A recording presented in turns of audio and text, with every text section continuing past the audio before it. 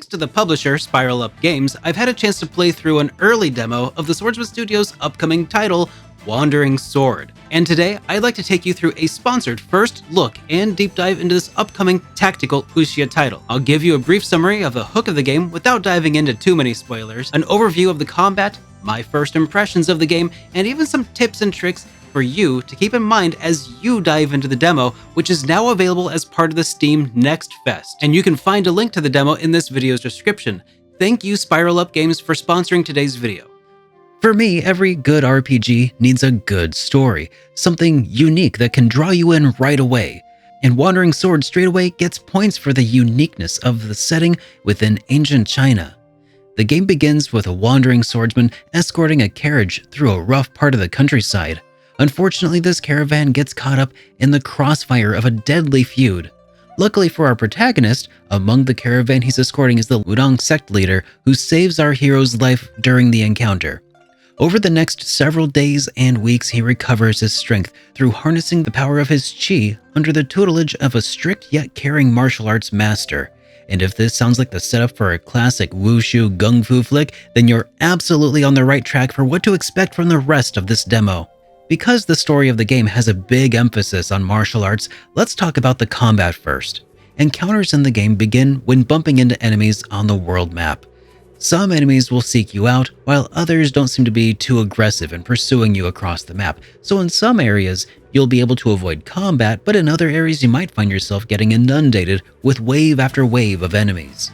Once inside a combat encounter, Wandering Sword plays like a grid-based tactical RPG where encounters between generally small groups of enemies and heroes face off against one another in relatively small and simple battlegrounds.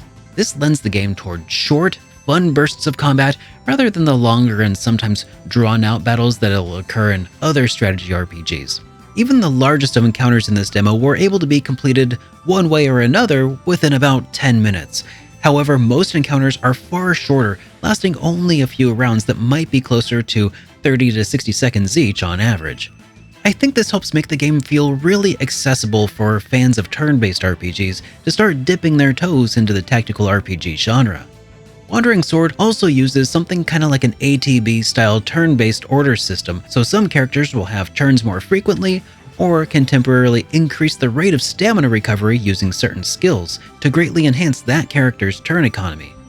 Other special skills include cultivation skills, which draw in energy that can then be spent on special skills, defensive skills for boosting characters' hit points, unique skills, special skills, and powerful skills for dealing damage in a number of fun and spectacular ways, and regular attacks for when you're conserving your energy for later fights.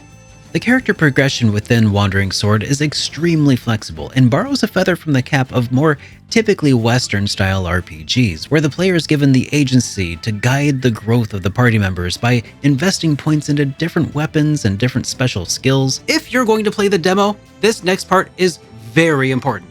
Characters do not level up after combat in Wandering Sword. Instead, you get points from combat, and by investing those points into cultivation skills specifically, your team member acquires points that can then be invested into meridians, which affect your character's stats like HP, defense, attack, chi, and so on. I forgot to do this for a long time after the tutorial showed me what to do, and I ended up severely underpowered for a significant portion of the demo. Another really cool feature within Wandering Sword is that gradually as you explore the different towns, you'll find NPCs that you can talk to, perform favors for, and side quests for them, and build up affinity points. Eventually you can even spar one-on-one with the town members who like you enough, and if you win, they'll give you something that they're carrying. Certain NPCs around town also have this option for you to invite them to join your entourage. These NPCs sometimes don't stand out too much, so be sure to keep an eye out for that little invite button in the corner.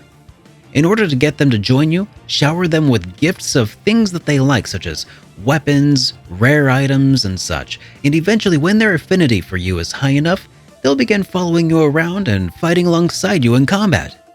This is also extremely useful and important for you to do if you want to make it through the end of the demo. If you forget to recruit people as soon as you have the chance, you're going to be in for some very difficult battles.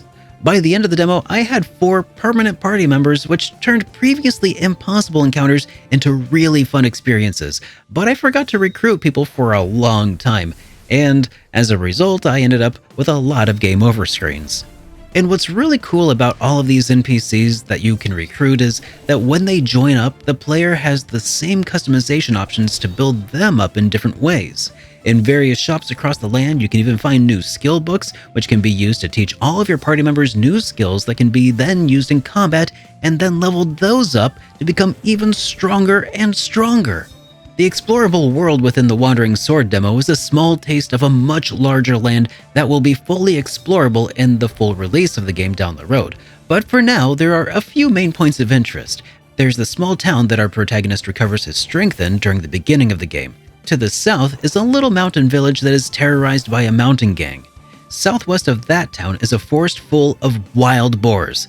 I recommend that you avoid this area until you have at least 4 party members. Further west, near a bridge, you'll find a bustling trade town, which has a smith and a tailor where you can try your hand at crafting new weapons and armors for yourself, though you'll need to build up your crafting ability quite a bit to catch up to some of the gear you can get from combat. And north of the bustling town is a dark forest full of centipedes and snakes and other poisonous critters. If you get stuck and need a spot to grind up for some money and combat points, this is the spot I would recommend for you to spend some time training. Wandering Sword, as you can see, is a very pretty looking game that uses a visual aesthetic similar to those found in Octopath Traveler, Eiyuden Chronicle, and Sacrifier to render a beautifully pixel-painted and picturesque presentation of an ancient fantastical China. Each of these towns feels completely unique. The battle screens within each of the various dungeons are gorgeous and atmospheric. I'm a sucker for those visuals, and they really help to draw me in deeper into the game's lore. I do want to take a moment to remind my viewers to hype responsibly. This demo is still an early build, and as such, there are some rough patches to be mindful of. One of those is the current state of the translation, which is a little bit on the rough side at the moment. It's completely serviceable for getting you from the start to the end of the game, but it's not what I would call fully localized. I'm sure that the team is working on a more thorough localization for the finished product. The difficulty spikes up at 2 different points of the game. I think this could be alleviated in a finished product if the team helps guide and remind players when it's time to recruit new members or distribute those skill points. Autosave has been a real lifesaver here, but also be sure to keep several extra save files just in case. And finally, and probably the biggest caveat for most of my viewers, is that currently this game is PC only and does not support controller input. Using Joy to Key, I was able to get it working perfectly outside of combat, but combat itself currently requires a keyboard and mouse, as far as I've been able to see. And I really hope this is implemented in the finished version of the game, because I know for a lot of my viewers this is going to be a huge deterrent, but I have reached out to Swordsman Studio to find out if it's on their roadmap. According to a representative, it sounds like they are still in the planning stages for this feature. And the fact that this demo is available while the game is still in development is a beautiful thing, because that means that we'll have the opportunity to provide feedback and let the team know what needs adjusted, added, and modified in order to make Wandering Sword the best game that it can be. And to do that, the first step is to download the free demo using the link below, and be sure to add it to your Steam wishlist when you fall in love with it. And once again, I'd like to thank Swordsman Studio and Spiral Up Games for sponsoring today's video.